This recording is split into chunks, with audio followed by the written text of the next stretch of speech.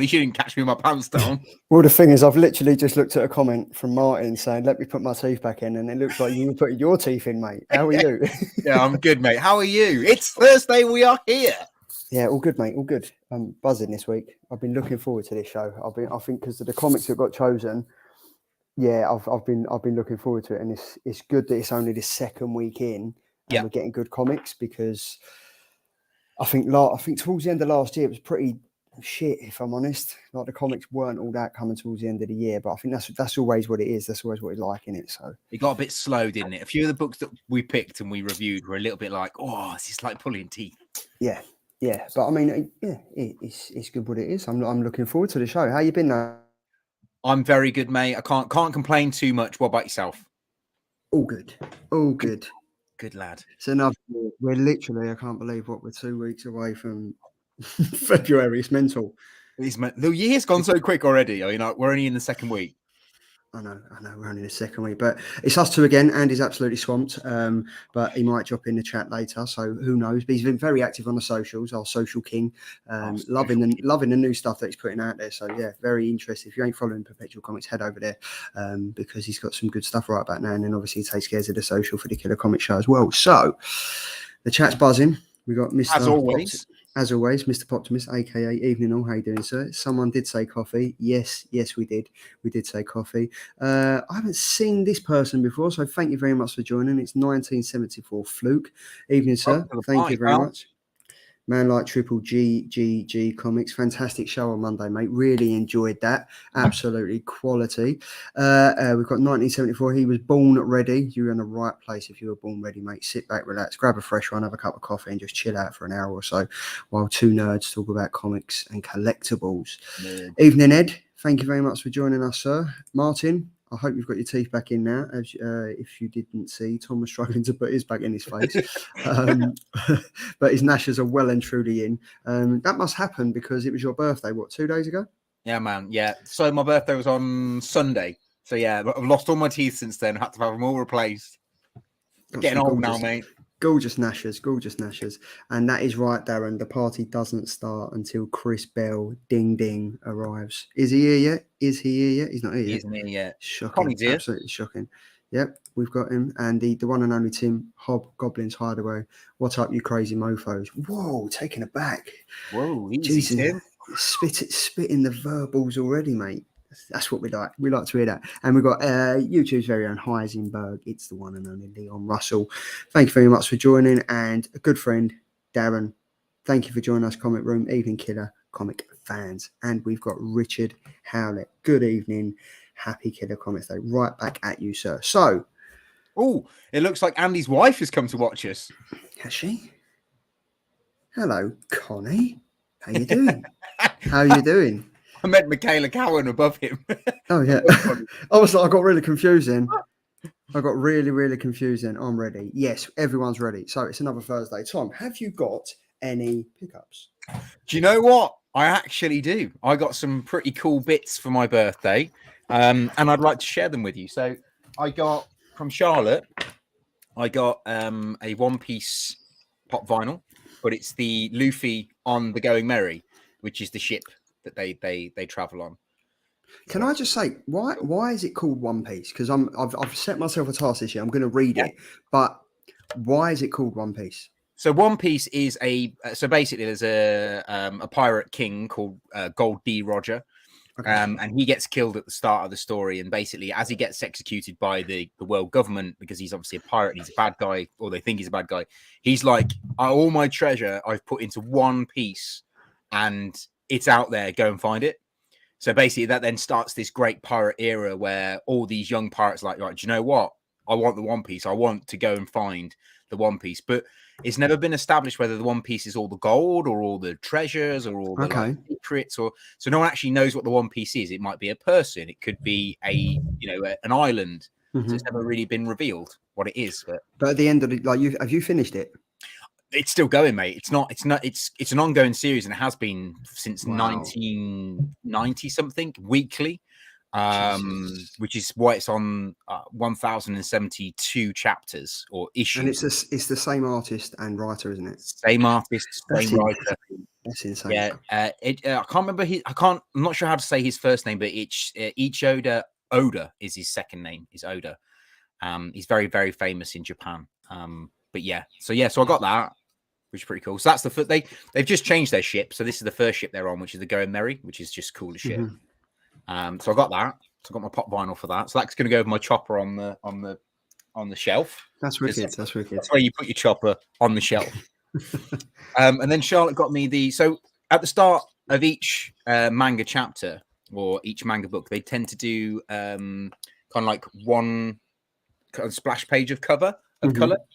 So Charlotte got me the compendium, which has got like all the splash cover colors, splash page colors in them, because they only ever do one page where they put the color.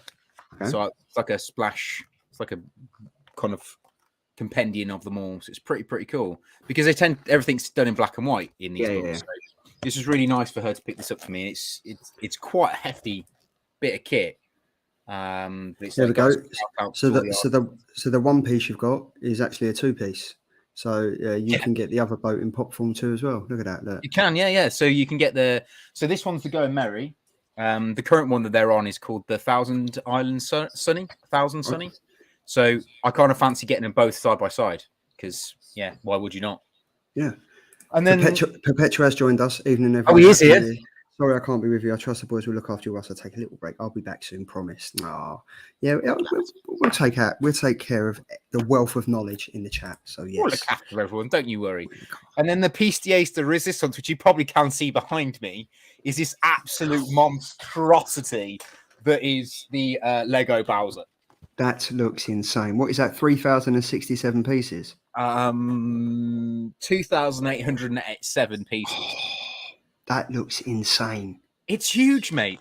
But what I didn't realise is on the top of the box, it says 1:1, which means the box is 1:1 scale to the size of the actual thing itself. So it is actually going to be that big when I build it. I got quite when I see that earlier, like when you sent me the picture, I got quite jealous. I was like, that's insane. I think that has to be one of the best Lego things that I've seen from Mario. Yeah. It's beautiful, mate. I cannot wait to crack it open and get it built. But unfortunately, because we're moving, I've decided to wait until we get to our new house and then build it in situ, because I wouldn't want to build it and then put it into storage and it break and then I lose parts and I can't find the parts. And yeah, that's kind of what I'm thinking. But you know what's really cool, right? So my mate at work was like, why did you want to get a Lego Bowser? What, are you 5 years old? I was like, well, actually, mate, pretty sure that says 18 plus. That looks wicked. That looks really good. And you're going to build it. I'm going to build it in situ. So I kind of said to Charlotte what I'd like to do in our next house. I want to get my man cave kind of reorganized, because I used to have one in our old house. I want to get my man cave reorganized. I want my display cabinet set back up. And what I'm going to do is do like a Lego bottom at the bottom, like do like a Lego homage, then a one part, then a Mortal Kombat bit from when I used to be a champion at Mortal Kombat, and then the top shelf's all like fire service stuff. So it's kind of like represents my life. That's what I was kind of go with. That's cool. Andy's just said Sean is 1:1 scale. That is very much. He is. Is that not just slightly bigger than Sean? I think that is a tiny bit bigger than Sean. Yeah, that's what I'd have said. But mate, you got some fantastic stuff there. Yeah, and that's pretty much all I've got to show, mate. Did you get anything this week? Did you go charity shopping? And what have you got? No, I didn't. So behind me, you can see when my finger's pointing, I got the Adam Hughes. This is from before Christmas. The Hobgoblin did a fantastic show that I think went on for about 7 hours. I got the Harlequin Adam Hughes variant. I got a few others, I think, are up there somewhere. And then I also got this one from J. Scott Campbell. This is Peach of the Week. Peach of the week. This is Danger Girl 20 years. Yeah. That's awesome. We did quite a few like that for like a series of them. There's some pretty good covers. Rare of the year for me. That was rare of the year. And then before Christmas, I got a message from Darren, the Comic Room, saying he'd like to send me a few items. And I was like, well, do you know what? You don't have to. And he said, well, look, just as like I enjoy watching the show, and since you've done it from the start, where you was doing your reviews and everything like that with your Pop Funko toys and stuff like that, I just want to say thank you. So I was like, okay, like honestly, you don't have to. And he was like, well, I'm going to send you something that I hope you'll enjoy. So I'm thinking, okay, well, whatever you send me, I'm going to appreciate. So I open up, and a nice little letter accompanied it. So massive thank you for that. Like it means the world. And he sent me Rose Besh. Oh, I'm pretty sure I nearly picked that as a cover pick a while ago. I think you did, yeah. Yeah. So that was great, and these are in immaculate condition as well. All right. Oh, very nice. So not only is this in a mylar, it's also been signed by Gillian March. That's well cool. Right, that's a fantastic cover. And we got Jenny Frisson. Yeah, I like that cover. But Amazing. is that Poison Ivy from last week? Is that what? Is that Poison Ivy from last week? I don't know. So he sent me another one. I like that. That's the Future State Wonder Girl. Yeah, Wonder Woman. Future State Wonder Woman 1. It's not a bad story, that one, to be fair. It's not. I actually really enjoyed it. Yeah. Then it was Gun Honey. I'm still reading this. I'm not sure about you, but this is fantastic. This comic. I'm really liking this. I'll be honest, mate. I never picked up the first issue. Is it good? Is it worth reading? Yeah, Sell it to me. Yeah, it is. It is worth reading. It's literally really sexy women. It's all about espionage, sexy women, and guns. I mean, sold. Absolutely sold. Basically, it sounds like Croydon on a Saturday night. And then I got this one. Oh, nice.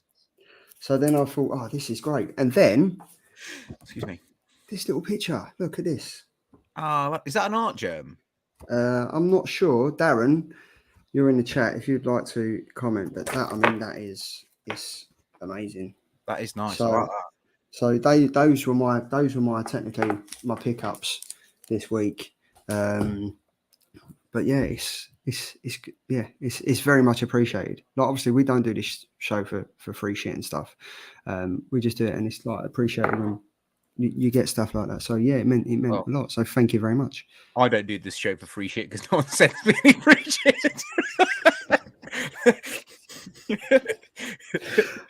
Just waiting for that tumbleweed to that little tiny violin, like a little tiny violin. So there are some chats, there are some comments going on in the chat, and we've got Andy has said, shout out to Simon who just finished a great Rot show and he's donating all proceeds to charity. Make sure you check him out. Do you know what? This is a funny story. So me and Simon Hill worked together for about 2 years, from 2014 to 2016, worked at a company called Ben Sherman. And he's the one that got me into Funko Pop. So massive shout out to Simon for that. And obviously massive shout out to what he does on VOT and contributing everything to charity. So massive. If you ain't checked him out, head over and check him out. He's also got an Instagram page as well. Then we've got Andy has gone down to Wakey Wines to get some Prime in. I actually don't know what this hype's all about, but I've seen it going everywhere. It's just ridiculous. Like Logan Paul and KSI brought out this drink that tastes like perfume, according to Gordon Ramsay, and kids are going absolutely ballistic for it, and it's just ridiculous. It's literally a water drink with fruit in it. So it's pathetic. Darren has said, did anyone else get anything from a Sad Lemon New Year sale? Got some gorgeous Will Jack exclusives for next to nothing. I actually picked up quite a few of these comics behind me that are lined up that I'm going to be sending off to CGC. I've got quite a few of them from the Sad Lemon one before Christmas. But I like Will Jack, but a lot of his stuff is very, very samey, and it kind of makes the female characters that he's doing look very young. And I'm not really sure if I'm a fan of that. What do you think? I would agree with you on that one, mate. He does. It's borderline, isn't it? Mm-hmm. Yeah. Like it's almost. I don't want to really go into it too much, but yeah, I get what you mean. I know exactly what you mean. Yeah. What else have we got? We've got a very nice Bowser. I'm going to start One Piece after I finish Fire Force. Yes, Connie, Fire Force is quality. Mm-hmm. Yeah, he does like that, doesn't he? Spit stuff out. I'm not sure what that. And then Andy's said the thing that we weren't going to tell anyone. I see Thomas Bowser at Thought Bubble. Well, do you know what? I'm quite tempted to do a picture of me with my Bowser and be like, when your normal Bowser just doesn't quite cut it. See what I mean? See what I mean? And yes, it is art germ. It is an art germ. It is an art germ. It is art germ. The Gun Honey Soza Micah variant. Ooh, amazing. And then we've got the Hobgoblin. What the fuck are you guys intending to do with the covers? Ooh, who knows? Who knows? And then Will Jack's new Catwoman cover looks like his other stuff. See what I mean? Like the way that he's done Catwoman, she looks like an 18-year-old girl, and Catwoman isn't 18. So we're that's a whole nother topic. But that's the stuff out of the way. We've literally cut that segment down by about 25 minutes because Andy's only in the chat this week. So, but when he comes back, the whole show for about 45 to 50 minutes is going to be Andy's like pickups. We should just do when Andy, when Andy's available, we should just do an Andy show. Literally, just like we'll just do it the killer pickup show featuring Tom and Charlie. The perpetual pickups. We should call that perpetual pickup. Yeah, perpetual's pickups. There we go. Oh, they are Edvic. No, that was the Bowser. I think it spits out Lego brick like it's fire. I believe you're right, mate. It does. That is awesome. I want that even more now. I'm going to look into that. So, a beautiful manual as well, apparently. So, shall we just jump straight into a segue? Because I know people want to see us get down and not down and dirty. I mean, get down to the business end of the show. So,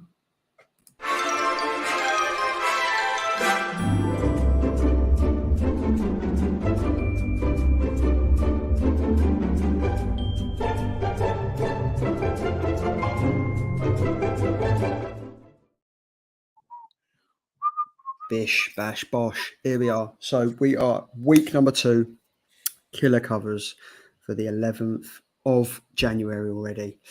Up first, I've gone for this. I've gone for the John Jiang, The Amazing Spider-Man, issue number 17. Friend of the show, John Jiang. I don't normally pick John Jiang covers, because I think they're great, but I think there's too much going on in them sometimes. But this for me was pretty. I kind of like the twist between like the Venom, the Spider-Man. I haven't been reading the Spider-Man story, but I do have to say the way that John does the whole 3D element of the covers looks great for me. And I think this is, considering it's the second week of comics, I think this is pretty strong. And it's not a Joker cover, as Andy seems to be on a run at the moment with his Joker covers. But yeah, I've gone for this John Jiang variant Spider-Man issue number 17. Interested to hear your feedback, sir.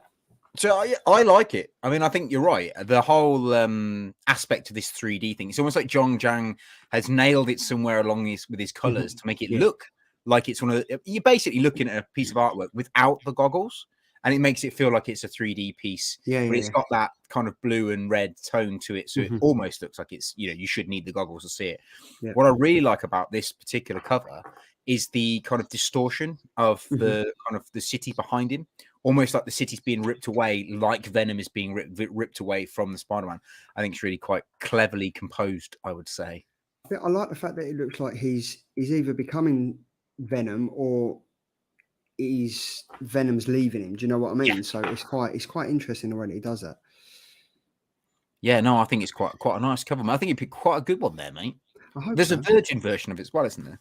Yeah, and but again, that looks like an art piece. Like you wouldn't be able to tell the difference between that and an art piece. And sometimes I want a cover to look like a cover. And I think if I was to ever start reading like Spider-Man, it would have to be a cover like this that would get me into it and stuff like that. Because I think the Spider-Man recently, I think a few of us can agree that it's been absolutely crap as of late. So I think Spider-Man's been lacking a little bit since Dan Slott left a couple of years ago. Yeah. It's just not really seemed to build up since then. I mean, the Nick Spencer's run just didn't grab me at all at any point. I did try. It just didn't quite get me. On this whole good goblin thing. I mean, what's that all about? No, I didn't really get that. But I mean, this is a great cover. I'm looking forward to seeing what everyone else thinks about it. Up next, we've got this is sensational. Again, it's another Joker cover. Batman and the Joker, the Deadly Duo, issue number 3. Jason Sean Alexander cardstock variant. This for me is a winner. Like, this is creepy as hell. Andy, Tom. Yeah, I agree. It is very creepy. I don't know. I feel like we've had a lot of Joker covers recently. So, but this is probably one of the better covers we've had that we've looked at. I'll be honest, better than the Lima Bajimo one we did. Bajimo one that we did last week. I think this one's much better, and I like the fact that like his face is kind of like almost being pulled away on the one side. I think that's quite clever. It's like for me, I feel like this is the sort of shot you would get if you were being beaten to death by the Joker. This is what you would see. This is the last thing you would see, and I think that's imagine that. Yeah. And yeah, I think that's really clever, and I love the fact that the whites of his eyes are just so in your face, and it's teeny weeny pupil, so you know you're dead, mate. At the end of the day. Do you know what I like about this is that the fact that the way that this has been done makes this look like an actual like doll.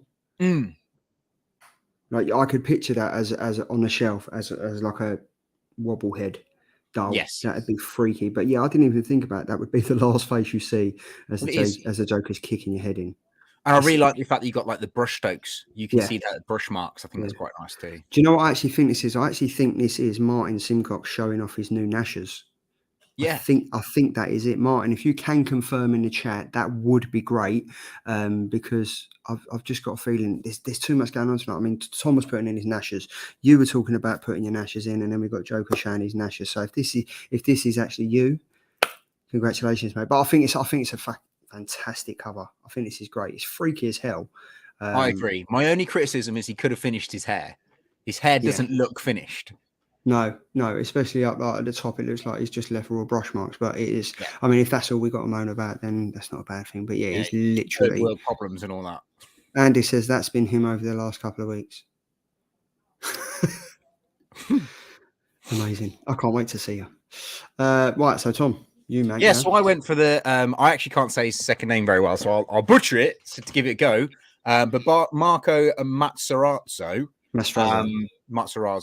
I decided to go for his cover for Something's Killing the Children issue 28. I like this one because it's painted, and I think it's really, really cool. And the fact that it almost looks like a photograph, I love that. And it also reminds me a little bit like what I wanted from what I want from Something's Killing the Children, like gritty, dirty, like back streets. You know, she's gone off, killed some like monsters and stuff. I like that. And I just think it's really cool. And I love the graffiti in the background. I just think it's really like one of the nicest covers that is on Something's Killing the Children at the moment. I knew it. You've nailed it with my sexy contacts as well. Fuck you about my hair. There we go. Told you it was him. Yes, bish, bash, bosh. So hold on a minute. You said you like this cover because it looks like a photograph. Yes. So hold on. I think about 7 or 8 weeks ago. Yours was a photograph. But no. So you've picked one that you like because it looks like a photograph. I picked one that I liked because it was done by one of my favourite artists, Warren Lowe. And you and Andy literally pinned me to a post and beat me saying, yeah, this is ridiculous. This is a photo image. This is a photo that has been superimposed. So this is not a photo that's been superimposed. This has been painted and it looks like a photo. Yours was a superimposed photograph. This is a photo of a floor that's been superimposed to look like a photo that's been painted like a floor. So I'm not having that. But it is a pretty decent cover. And you know what? After reviewing the Book of Slaughter last week and having to catch up on 6 issues, I'm full back in the driving seat. Like, I'm back in the driving seat for Something's Killing the Children, man. Like, I'm all over it. It's such a great story. And I forgot how good it was, to be fair. It's fantastic. Like, and it's one of them stories that, in the middle... See, no, I can't even win. Even when he's not here, I'm still losing. Yeah, whatever. Whatever. Yeah, even in the middle parts of I think it was like 16 to 19, and the story dropped a bit. It was still interesting, and it's fantastic. Like, I'm massively back into reading that. So yes, but this is a great cover, even though it is a painting.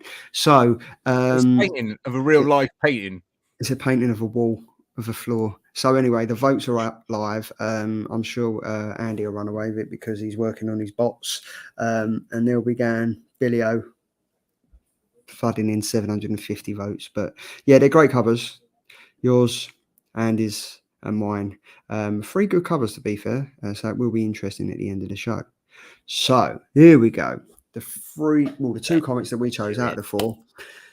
For week 1, which was last week, there was a bit of confusion about that with me and you, Tom, wasn't there? It was week 1 for week 2. Just a little bit. The thing is, it is quite confusing the fact that we review last week's comics so people can keep up and you haven't got to worry about spoilers. But when your little brain doesn't quite compute, I mean, mine, not yours, it can get a little bit confusing.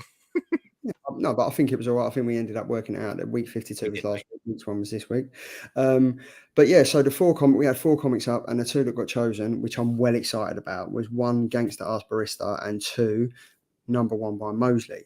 Now, obviously, Gangster Ass Barista for me was, I love my coffee, I want to be a barista. So this was a winner. And then obviously Mosely, Boom Studios. We haven't had a Boom Studios one in a while, other than like Something Is Killing the Children, but nothing new and fresh. So yeah, it was good to see that these 2 comics that have been picked up. So up first, we've got Mosely, which is Number 1 by Boom Studios, written by Rob Guillory, and the art by Sam Lotfi.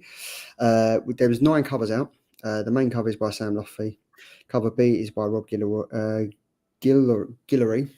Cover C is by Joe Palmer, and we've got the 1 in 25 Mike Huddleston variant. This came out last week. Tom, what did you think about this, mate? Well, first off, let me just say that Joe Palmer cover is stunning. I actually think that's one of my favorite covers. I didn't even see that. If I'd have known that was available last week, I probably would have picked that one. I didn't even see it, to be fair. That's awesome. I like that. So the premise of Mosely is a case of you find that you're following this character who I'm not really sure what his backstory is at the start of the book, but like he's a dad, he's got children and stuff, and he gets sent off to help AIs to kind of become more human-like, kind of teaching AIs to be more, about the human race, if you like. That's kind of his job. So that's at the start of the book. And then it kind of fast forwards into the future where AIs are everywhere and everything. And he's just a janitor in a school. And it's quite a different, like, it starts off really quite a little bit like, I'm trying to think of the is it Ex Machina? It starts off a little bit like that. And then it kind of takes a kind of dark turn, and then suddenly he's a janitor, and it's a little bit like, okay, cool. So he's living his life in the future. He hates AI, and he goes and sees his daughter, and his daughter is like her partner or whoever she's living with is an AI, and it all gets a bit kind of complicated, I think.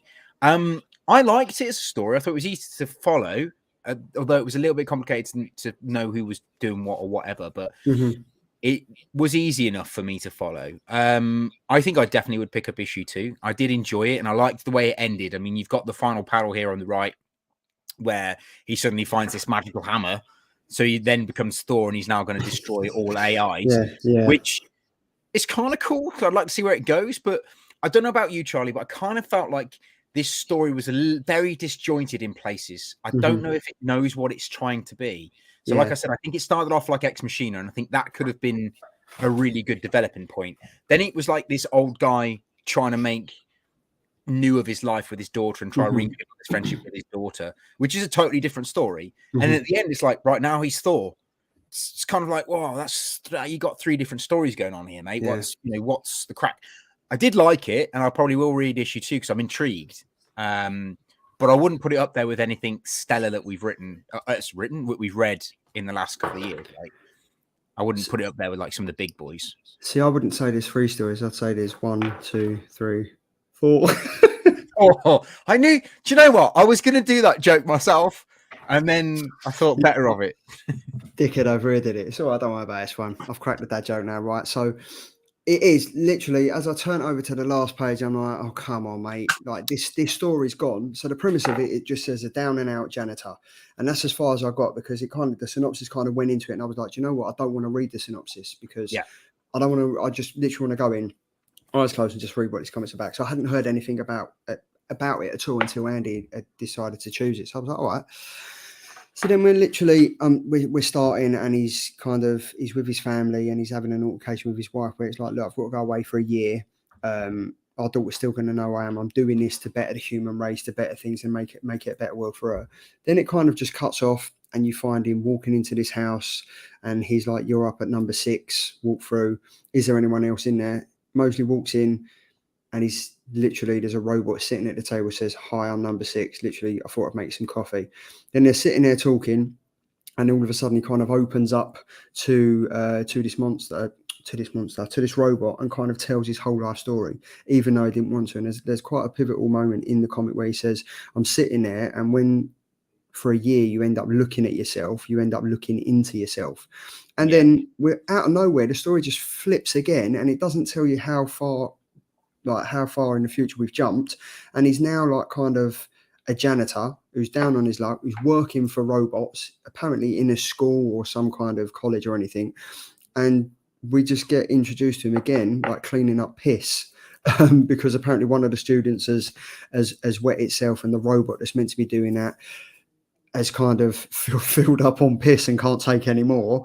So that was kind of all over the place. And then the next thing we know is that it's date night, and we think, oh, look, where's his family? Like, where the hell is his family? Like, we see him leaving his family years ago. Now we're in the future. We don't know if is his family dead? Is his wife alive? Whatever. And next thing you know, it's seeing it's date night, and you think, oh, he's either moved on from his wife, or he's going to visit his wife. And then it flips again to another part of the story where this robot is kind of floating over every single universe possible, and she's just apparently she's cracked the code and everything that they've been looking forward to. And then the doorbell rings, and it's her dad at the door, and you're kind of like, right, okay. There's no continuation of how this story is put together. Honestly, one part, it's either I'm interested in finding him building a relationship with this robot.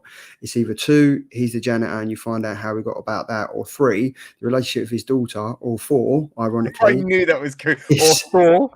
Or 4, how is he now? Why has he got such a bad relationship with these robots? And all of a sudden he's walking down an alley, decides to kick some ass, gets beaten up, has a heart attack, drops down, and then rises up from the ashes and now wants to kill every single robot for what they've done to him.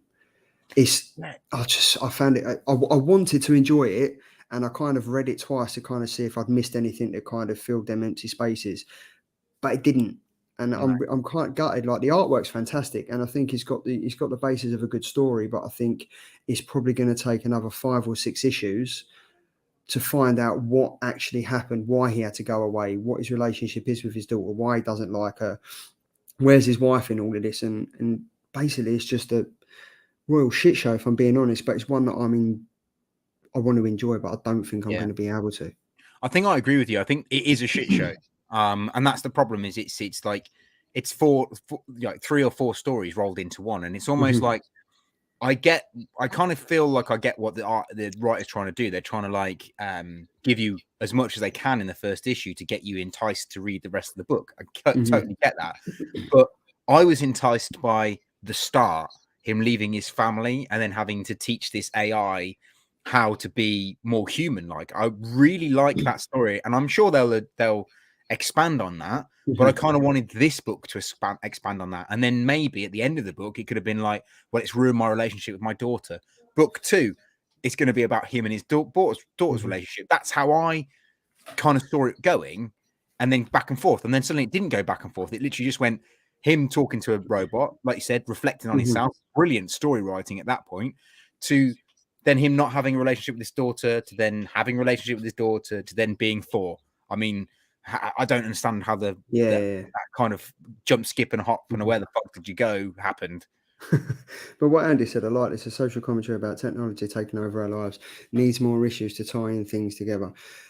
I think that's 100% is it now on the head, but how many of these stories can we have like this? Like, what was the one that you picked where it was, I think it was Adam and Eve holding a mobile phone from the tree? Oh, do you know what? I don't remember reading it. I don't remember us reading it for this, but we pick it. We didn't. It was picked, and I ended up reading it. But that was one of the best stories I've seen about like the technology and looking at things through a phone and stuff. Yes. This, I think there's far too many stories in it. I think it's trying to be something it's not. The whole world had changed, hasn't it? It flipped the idea on its head that technology had become so advanced that like it was then dropping.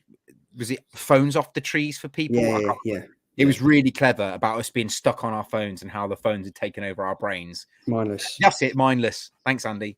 No, it's mindset. Mindset. Sorry. Yeah. But I mean, I think this is one of the, like, this is a Boom Studio story that I'm not going to follow up. And it's not even one that I want to find out more about it. You know, like sometimes when we read these crap comics and you're like, it was that shit. I want to find out how this is going to progress. Yeah. This is, it's not even there. I'm not even interested in it, if I'm being honest. I kind of want to read it too, just because I want to see if he's going to go down the route of the relationship between him and the robot. That I want to see. I want to see that develop. But If this issue 2 is going to be as the same as this, so it's like broken into like 4 different stories, I'm out. Yeah, I'm out. I'll give it 2, and that's it.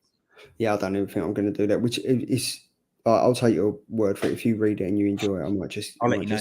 I might just dip in and out as Andy likes to do. But I can't. The whole ending just pissed me off.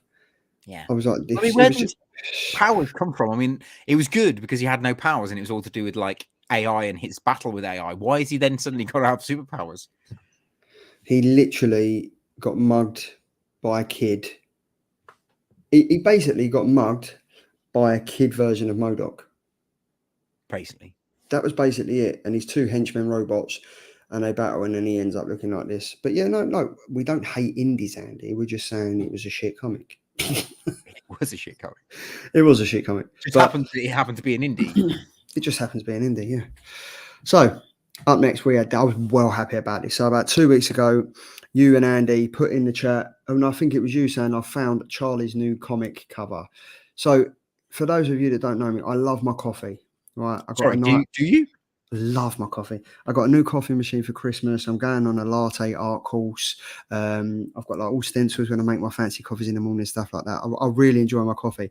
So for this to come out, Gangster Ass Barista, about coffee in a comic book form, I was all over it, and I would love to be a barista. So this was always going to be one of the comics that I put down, and you adore in public must have known I like my coffee because it was one of the ones that won. So this is by Black Mask Comics.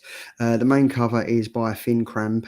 The Elisa Romboli and Walter Pereira variant cover. We've got the Renzo Rodriguez variant, and we've got the 1 in 50 Hughes and Cramp variant cover.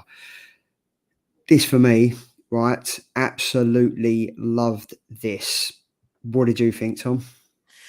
So yeah, when we read the premise about it being this kind of girl that's kind of been there, done a lot of different things in her life, and then she's gone back to where she's from and decided to work in a coffee shop just for a simpler life.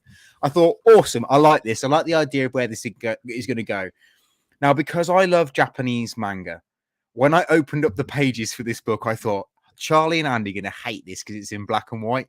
Straight off the bat, I was like, this is incredible. It's in black and white. You can really see the artwork.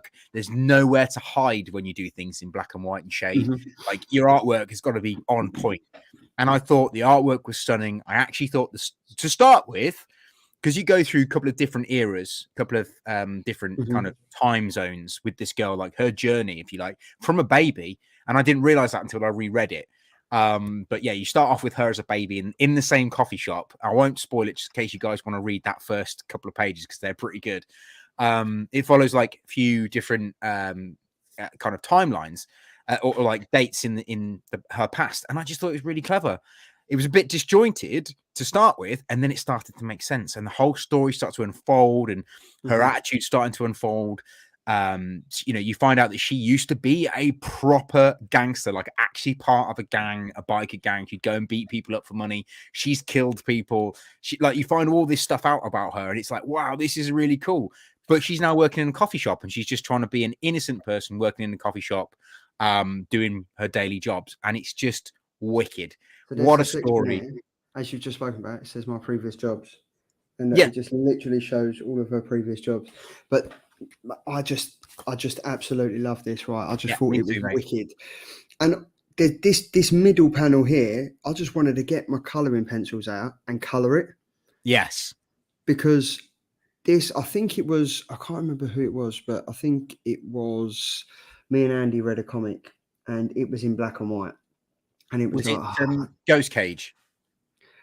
Ghost Cage, yeah, the one that was like the Matrix.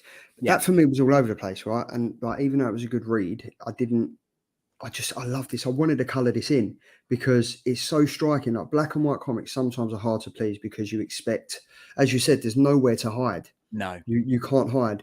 But the story of this is proper interesting because the way I look at it, like, if you go into Starbucks or you go into Pret and stuff like that, it's very rare that you get a happy barista. So now I'm not going to be able to go in there without thinking, I wonder what your previous life was before you rolled up serving me my latte at 7:50 in the morning. But it's that bit at the start with the regular. when the people are like, "Can I have a regular?" and she's like, "We don't do regular." And then and he's like, "But can I have a regular?" It's like, "Well, we use small, medium, or large. Can I have a regular?" Well, we do small, medium, large. Well, what's a regular? We don't do regular. And I thought that is excellent. I've been in that situation. I love it. I've been that person where it's like regular, medium, or large, and I'm like, I'll have a regular. What's a regular? Yeah, it's a medium. All right, well, I'll have a medium then. And you can see, like, it's just a great story. And the fact that it's in black and white, Yeah. it's kind of got like the touch of like this, like the essence of Sopranos in there. This gangster, this hard ass bitch who apparently used to be in a biker gang, and she's done so much before. It kind of goes, if you think you kind of know how this story is going, it flips it on its head, and it's so interesting. And honestly, this comic has sold out everywhere. I've literally struggled to get it. I've picked up the cover B variant cover. I've got cover A on its way, but I tried A Place in Space. I tried Gosh Comics. I tried Two Forbidden Planets, and I also tried. There was another comic shop in London. They'd all sold out, and they was all saying, even though it went under the radar, it kind of flew off the shelves. And I mean, Black Mask Comics, they're not really, unless your LCS is getting specifically them in, it's not a comic book company that would get them in. Do you know what I mean? Like, I don't think Black Mask are very well known. And this kind of went under the radar. And if you hadn't pointed this out, I don't think I would have picked it up because I wouldn't have known about it. But literally, I think what happened was we were talking over Christmas. You mentioned that you were, hoping to get this barista course that you're going to go on, this coffee art thing.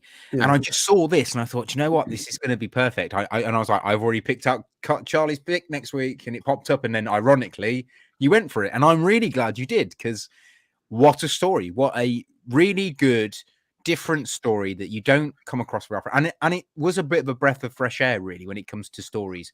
It wasn't like hyper violent. It wasn't a horror story. It wasn't a superhero story. It wasn't a story about trying to be influenced by AIs and stuff like that. It was a genuine story about a woman who's just trying to turn her life around. And I thought that was really quite cool. Quite a cool concept, to be fair, especially the fact that she used to be a gangster and she's killed someone. I love that. And I love that at the end of the page, like at the end of the book, you get to that final panel on the right where it shows the biker gang that she used to be part of. And then you think that's it. That's the end of the book. But it's not, because then you get some more backstory to her, which I just thought was really good. Really well thought out. So then it kind of, as you mentioned, it kind of goes through like different time frames and stuff like that. And then we get to, what is it? Dublin, Ireland, 1994. And it kind of goes through it. And it's just, it's a really interesting story. I honestly, it's a really, really interesting concept, and it's based around a coffee shop. Yeah, amazing. It is. I can't wait to read issue 2. Oh, no, definitely. Like, from the flip side of reading Mosely, which I wanted to enjoy and kind of thought that was the one I was going to enjoy more, this really surprised me, and I'm glad it did, because the artwork, the paneling, and even the story, it's about a woman that works in a coffee shop, but it's so much more than that. And I really, really thought it was good. Yeah, I would agree with you, mate. When we got these two books, our choices, I thought, do you know what? I think Mosely's going to be the better book, just because it's written by Boom. I thought Boom are going to have the better book here. Like, I've not only read 1 or 2 Black Mask books, and they've not always been good, but this totally topped it for me. And so far, I'm going to put it out there, I've read, whatever books we've read this year so far in the first 2 weeks of the year, this one's my favorite so far. Yeah, this panel here, the one that I've got in the middle of the screen. Yeah. Up close, it just looks so bloody autumn, so bloody detailed. Yeah, it's so good. Like, and I think the sunglasses is going to I think her wearing sunglasses is going to play quite a significant part in it. The thing is, I find with the artwork in this, what I found is like her facial expressions really give off how sassy and how like she doesn't give a shit.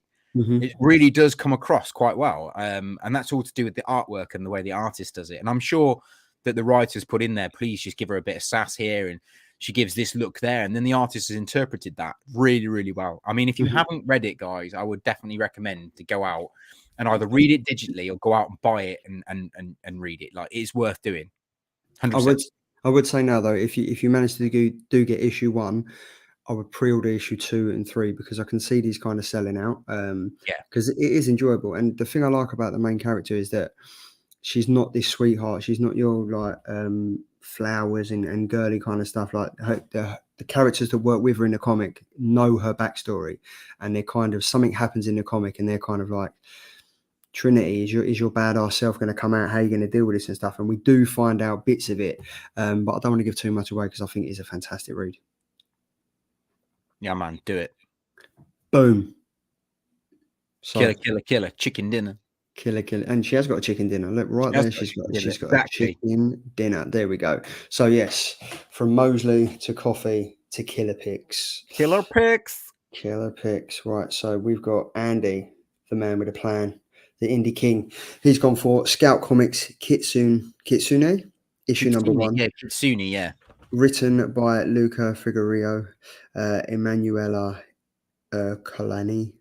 Cover price is $4.99, and this is available next week. So, Jesus Christ, I can't speak as it is today, and he's just thrown this in there, right? Shitsumune is a Ronin, a samurai who has become masterless. After 12 years of absence, he returns to his native land and discovers that his master's son is a weak man. Bandits terrorize the population, and strange rumors of powerful enemies spread. Torn between past mistakes and a chance to redeem himself, Kitsune will have to fight for his life. I found it pretty cool. Plus, also, it's all Japanese. Like, it's going to be like a Japanese kind of theme, Ronin kind of, samurai things. I'm in. And Andy, you've got me, mate. I'm there. Sign me right up. Is this not a little bit like Good Boy? Yes, or Samurai Doggy. Yeah. Have you read that one? That was pretty good. Yeah. I like Samurai Doggy, but yeah, I think like the whole Ronin thing, like vengeful assassin and stuff like that. I'm kind of looking forward to this. And again, it's Scout Comics. Again, indie, wicked. Looking forward to it. And them covers are awesome as well. Yeah, I love that first cover on the left hand side. I like the composition on that. There we go, Martin. Happy to help, sir. I'd love to know your feedback. So yeah, if you can either just drop us a message on Instagram or post your comments on this show, that would be awesome. Yeah, let's know what you think of the old barista. Definitely. Okay, just going to go and buy it as well. Love that. So yeah, Kitsune issue number 1, that is out on January the 18th. This was interesting, because I was kind of like, right, do I go for the BBC logo or do I go for the book logo? So Tom. So a lot of people, as us all during lockdown, suffered with mental health issues or kind of problems with feeling lonely or just generally not being very good or very well during lockdown. And the beautiful Charlie Maxey did this beautiful book called The Boy, the Mole, and the Fox, and the Horse. Now, it's literally just pages of his artwork with really nice sayings and things about the fact that you are worth it and you do bring, beautiful things to the world. And Charlie, he has this way of bringing these four kind of characters and the young boy all together in this beautiful book. Charlotte got me this book years ago, and then for Christmas she got me the art of the animation that was dropped on Christmas. And I'm not going to lie, this made me sob like a king. Absolutely sobbed like a king. Never in my life did I think that just words and pictures would make me cry, but there's two that really caught my eye on this one, and I wanted to bring it to your attention because it will help you with your mental health, just reading these things, because this is how a lot of people feel. I mean, and this one in particular, this one on the right hand side is, "What is the bravest thing you have ever asked?" said the boy. And the horse replies with, "Help." Help is the bravest thing that the horse has ever said to anyone. Help. Because it isn't a weakness to say to someone, "I need help." And I think that's beautiful and it's really nice. So I wanted to bring it to people's attention because I just think it will help people with their mental health struggles. And there's another panel. I mean, I got it for Charlotte for her birthday last year, where the fox kind of cuddles round the boy and he's like, "You are everything to somebody." And remember that. And I thought that was really nice. Like, you are worth something. So never kind of devalue yourself. You are worth something to someone, even if it isn't to yourself. You're worth something to someone, which I think is beautiful. So yeah, if you guys, this is a TV show as well, isn't it? It was an animation over Christmas. Yeah, it's on the BBC iPlayer, so you can go and stream it if you want to watch it now. You can get the book from Amazon or any good bookstore. It's only $8.99. It's totally worth it, and each individual page is just inspirational because it's all about the story about the boy's kind of lost. He's not sure where he's going, but it's not really like it's really hard to explain because the Charlie talks about there's a making of that Charlie does on the BBC, which is also worth watching, because actually the reason he did it was because of lockdown, and he lost his best friend when they were kids. So this story is like the panel's a little bit about how he dealt with the loss of his best mate, but they're not actually a story in the book. They're kind of just sayings with pictures. And then what they did is created it into a story for the animation, which is absolutely beautiful. Absolutely. I cannot recommend it more. It did make me sob, absolutely sobbed my eyes out. So yeah, that's my recommend. That's my killer pick. Anyway. That's 100. Like, this looks wicked. Like when I see it earlier, when I see the slide earlier, I was like, I'm going to look into this. And yeah, it is an animation, which is why I put BBC, because I didn't know that this was a book as well. So I'm very much like looking forward to like reading this and stuff, because I think it's just subtle, isn't it? But it's subtle, but it means a hell of a lot. Yeah. So yeah, and especially this one, mate, about what's the bravest thing you ever said. Yeah, help. Yeah, like, yeah, 100%. And Darren said he got this for his missus for Christmas. 2 fantastic picks there, man. 2 fantastic picks. Well done. And Andy, aka Mr. Kitsune, he's just said, a Ronin seeks redemption in a mechanized medieval Japan. Sign me up. Isn't that just Samurai Doggy? Samurai Doggy. Samurai Dog's Body Kitsune number 1. There we go. So we've got the killer toy pick, right? So I've gone for this fucking beauty, right? So this is the Wonder Woman 1984 action figure. The price is it's a pretty reasonable £269, and it was 270, sorry, and it comes in March the 4th. So next month, well, a month and a half. This is out. This is amazing. Like, I was in Forbidden Planet yesterday or the day before, and I kind of see, because they've done this before. Hot Toys have done one before. This is like a second coming of it. This is like a revitalized one. They've done it again. They created like, and they've crafted a new base, and they've like made adjustments to Lasso of Truth and stuff like that. But this is fantastic. Like, I've put another slide in it. The detailing on this is insane. It really does look like Gail Gabbett, doesn't it? Like, it is amazing. Like, I've got like the NECA one there, which is her in a like 1984 gold thing and everything. And the detail on that's okay. This is sensational. Yeah, Hot Toys are just a different level, aren't they? And I can kind of see myself going to that now, because even though I'm still picking up Funko Soda Pops and I'm still picking up my NECAs and stuff like that, this is like the next level. This is like, some of the detailing on this stuff is just unreal. The thing is, right, so your NECA figures and like any action figures you buy, those kind of things, they don't necessarily hold their value as much as they would in the future. Not that you buy, not that people buy these things for value purposes, but if, for instance, anything happened to you and your family were like, oh, I don't know what to do with this stuff, and they wanted to move it on, do you know what I mean? It'd be harder to get rid of a NECA than it would be a Hot Toy, because a Hot Toy is a valuable collector's item. And it only goes up in value, as far as I know. I mean, I think pretty sure the Hulkbuster was like 500 quid when it came out. It's like nearly £1,000 now. Yeah. But it's just, I mean, like the detailing of this. So the kind of, it says, Sideshow and Hot Toys are very excited to present the new 6-scale Wonder Woman collectible figure, capturing the warrior princess down to the finest details. Beautifully crafted based on the appearance of Gal Gadot as Diana Prince, Wonder Woman in the movie. The figure features a newly developed head sculpture with an astonishing likeness. So yeah, so that's the new adaptation, the addition to it. Long curly dark brown hair sculpture, Wonder Woman's signature tiara, a specialized body tailored with enhanced articulation on shoulders, Wonder Woman's iconic blue and red battle suit, a pair of Wonder Woman's signature bracelets of submission, her lasso of truth, sparkling effect accessories in different sizes, and a figure stand. This is unreal. Like this and the Harley Quinn figure I showed a couple of weeks ago, I think they would be my grails for 2023. Like, this is unreal. Like, Hot Toys are just wicked, and the detailing of this, like, I looked up closely yesterday in Forbidden Planet, and I looked at the one that they've got there, and yeah, it was a Hot Toys one. I think it was for like $219 or $229 or something, but it didn't look as, it was obviously Wonder Woman. You could see it was Wonder Woman, but it wasn't as good as this, and so I can kind of see why they've redone this. Yeah, because this would be a welcomed addition to any collector's like showcase. Question is though, in or out of the box?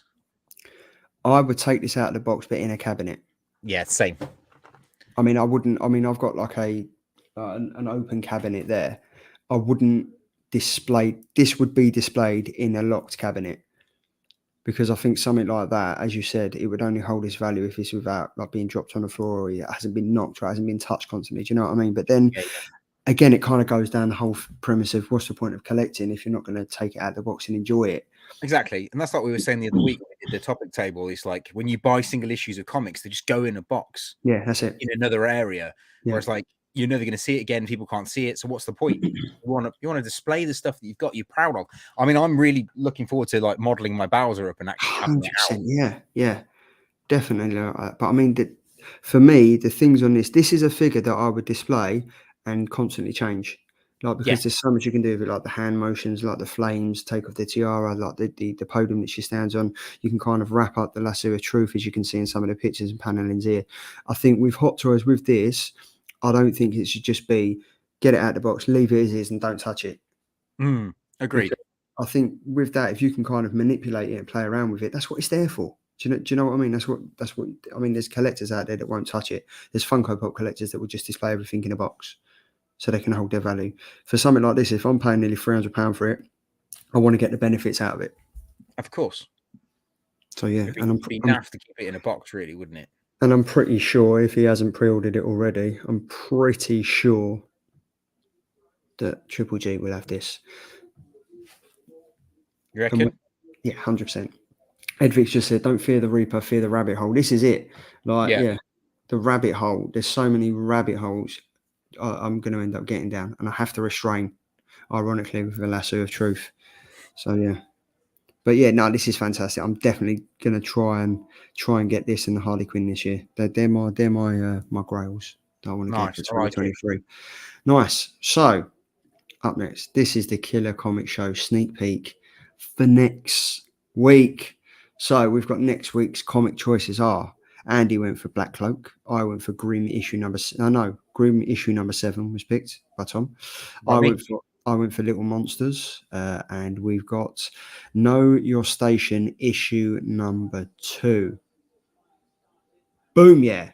Boom, that's it. Job done. That is it. And you will notice again, there's no DC, there's no Marvel, there's no big boy players. It's literally the indies again. Well, it's basically Boom versus the Image by the looks of it next week. So you've got 2 Image books, 2 Boom books. 2 Boom books, 2 Image books. And there we go.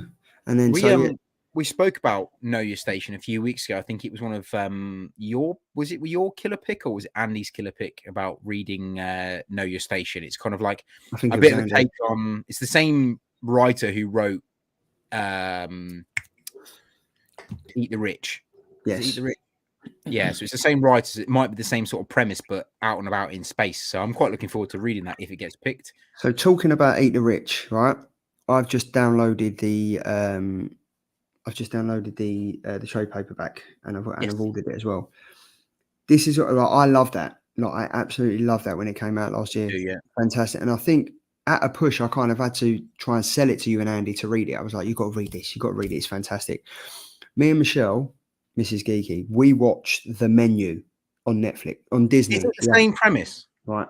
So it basically is, right? So my brother-in-law watched it and he was like, "You got to watch The Menu." And I'd heard about it and I was like, "I've got to watch this." And I watched the trailer to it and I was like, last year I read a comic on the same premise. It's fantastic. It's a great film. And it's probably one of the best films I've seen in the last recent years. Okay, I'll put it on the watch list. It's fantastic. The acting in it, the subliminal messages in it. Ralph Fiennes is amazing in it. I really, really enjoyed it. And like the other side, my wife was like, "I don't know if I can get into this. I don't know if I can get into it. It's a bit all over the place." I loved it. Absolutely loved it. I thought it was a fucking wicked film. Thought the ending was amazing. It's a great film. If anyone in the chat has watched it already, see what I mean? Yeah, look, Darren's already said, yeah, it was brilliant. It's a great film. If you do get the chance to watch it, enjoy it. But then also buy the comic in trade paperback form, Eat the Rich, because there's so many similarities between it that it's just, they should have been packaged and sold together, because It's awesome. I can't honestly. That should have been my killer pick, but it's fantastic. Honestly, it is wicked. The Menu on Disney Plus. Watch it, enjoy it, buy the trade paperback of Eat the Rich, and sit back and relax. Done. Oh, job done. Good. Right, so that's that bit. And then also we've also got the podcast that comes out every single Friday, available on Spotify, Deezer, and iTunes. I've changed the thing because I quite like this. I think you spent so much time on this. I think we need to advertise this as much as possible. So I like there. The podcast of this show will be up tomorrow morning. So yeah, I reckon I could model a little microphone to put in your hand. Go for it. Yeah, if you can do that, we should all have it. You should. I should have the microphone. Andy should have the headphones, and you should be holding like an amp. That'd be great. I wonder if we could. I'll try. I have to play around with it. I wonder if we could do the whole see no evil, speak no evil, hear no evil. That'd be cool. Yeah. So that's your homework for the week, mate. That's my homework for the week. As if you don't have any more jobs to do. Do you know what I mean? That is true. Yeah. That's it. So yeah, so that's the podcast every single Friday, and then you can also follow us over on Instagram. You've got me, Geeky Guy Comics _, and then on Twitter, Geeky Guy Comics. You've got Andy, perpetual.comics on Instagram and perpetual comics on Twitter. And Tom, I've changed yours. Yes, mate. So you've got me, which is now not quite mint, or you can find me on the Art of Tom Malin. No underscores. And then you can follow the Killer Comic Show on the ever-growing Instagram and Twitter at the Killer Comic Show on Instagram and Killer Comic Show on Twitter. And then we also have, there we go. We're at the business end of the show now, and we're going to end the poll because Tom, you ran away last week. No, Andy won last week. Oh, I thought I won last week. No, you got 61% of the vote this week. You win. Andy got 32% and I got 11% of the vote. I smashed it. So thanks everybody. You and Andy are running away with it, and we're only 2 episodes in. So I got some good things planned. You know what I mean? Yeah. I'm going to get all my bots going. Yeah, mate, do it. Do what Andy does and get your bots on. I'm going to get all my bots on. But yeah, so that's it. 1-1-0. That's it. 1-1-0. And then you can also, I need to actually update this slide because fantastic news. Tim and Lucy at the Hobgoblin's Hideaway have just received confirmation that they can now be whatnot in the UK, which is great. That is awesome. Sorry, I didn't realise you were going to mute. No, that completely threw me. I was like, he's talking, then he's like, yeah. And then I posted by mistake. So yeah, you can check out the Hobgoblins Hideaway at .co.uk for their website, their Facebook group. You can scan the QR code, hobgoblins.hideaway on Instagram. And next week you'll have the new logo for the whatnot, which I think Andy already posted on Instagram this afternoon. So just give that a scan, give that a follow. Fantastic show, one of the best ones out there. Also, if you do get a chance, follow Simon Hill over on VOT and do what you do. Enjoy all your comics, enjoy your reading and stuff like that. And that's bloody it. Another show down, Thomas. It is. Well, because we've got no topic this week because we're lame and we couldn't come up with one. So there is no topic table this week. So there is, unfortunately, the end of the show. I've just got to tell you all, though, I will not be here next week. Don't miss me too much. I'm off on a family holiday, but Charlie may get someone in to fill my boots. So yeah, you never know. Or he might do the show on his own. Well, you never know. I might do. He might just sit here with Andy's bots. Just sit here with Andy's bots and just drink coffee and talk about comics. Yeah. I mean, why don't you get Mrs. Geeky do her in a different room? I mean, that sounded wrong, didn't it? Do her in a different room.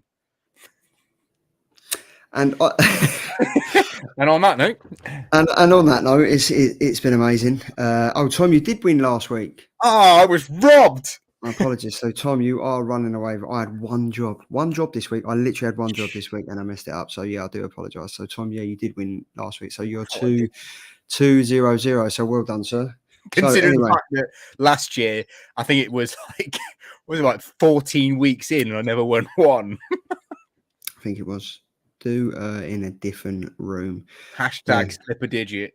Hashtag slip a digit from afar. There we go. But yes, another Thursday down. Thank you everyone in the chat who has joined us and stayed with us for an hour.